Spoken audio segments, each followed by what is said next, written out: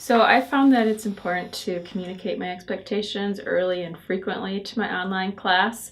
My goal is to really address a lot of the misconceptions that students have about online classes. They don't realize the level of academic rigor, the cognitive load, the time commitment, and they don't always have a lot of experience taking initiative. So I try to address all of those things in my communication with them. So a week or two before the beginning of the semester, I always send out a welcome letter. And there's not a lot of detail in there, but it starts giving them an idea of what's going to be expected of them. So I emphasize that a lot of students find that online classes feel more rigorous than face-to-face classes, and that they will be spending more time on this than they probably would be in a face-to-face class.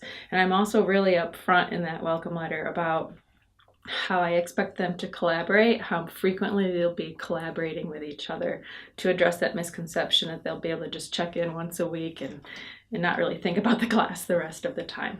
So then I send another communication to the students about 1 or 2 weeks before the beginning of the class, and I send that welcome letter again for any new students, and I also include survival tips and expectations.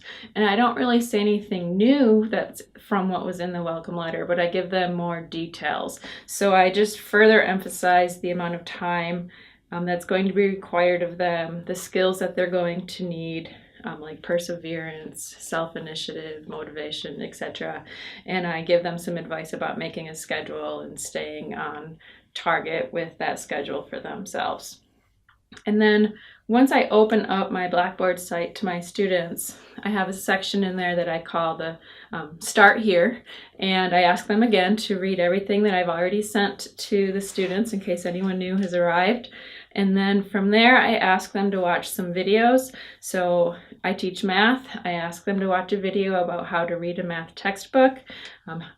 In my classes, students make a lot of videos to share with me, but also to share with each other. So I have them watch some videos about how to create and upload those videos.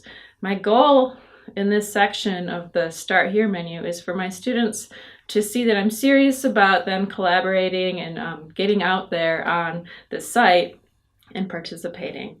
And then after they've looked at that material, they introduce themselves, and I choose an introduction that's similar to what I'm going to be expecting of them again. So for me, they make a video and they have to respond to each other, and I'm very specific about how they're going to do that, so that right from the beginning they have an understanding of just how involved it's going to be to collaborate with each other online. And the final thing that I do for the beginning in the Start Here menu is have my students fill out a Google form.